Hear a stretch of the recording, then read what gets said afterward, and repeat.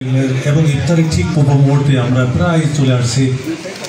সকল সম্মানিত হাজিরান এবং সকলকে আসসালামু আলাইকুম।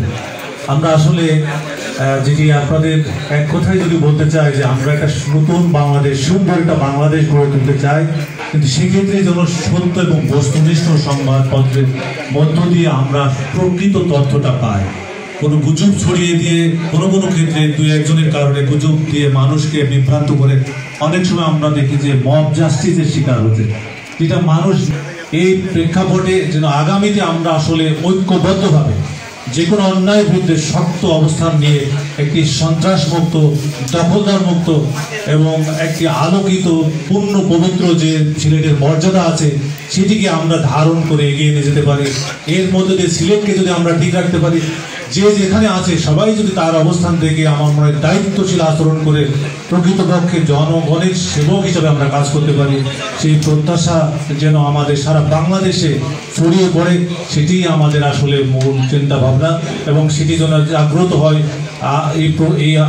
এই প্রত্যাশা রেখে আমি আমার বক্তব্য শেষ করছি। আপনাদের সকলকে সিলেট মেট্রোপলিটন পুলিশের পক্ষ থেকে ধন্যবাদ।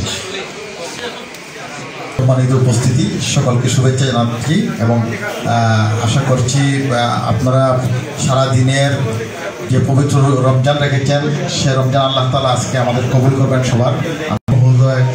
ইতিমধ্যে ডিসি সাহেব বক্তব্য দিয়ে গেছেন, জেলা মহানগর বিএনপি নেতৃবৃন্দ এবং কেন্দ্রীয় বিএনপির নেতৃবৃন্দ বক্তব্য দিয়ে গেছেন। সকলকে আমি ধন্যবাদ জানাচ্ছি এবং সবাই আজকে এখানে কষ্ট করে এসেছেন, বিশেষ করে আমার সাংবাদিক বন্ধুরা, সকলকে আমি ধন্যবাদ জানাচ্ছি এবং এর মধ্যে আমি দোয়া করার জন্য আজকে আমি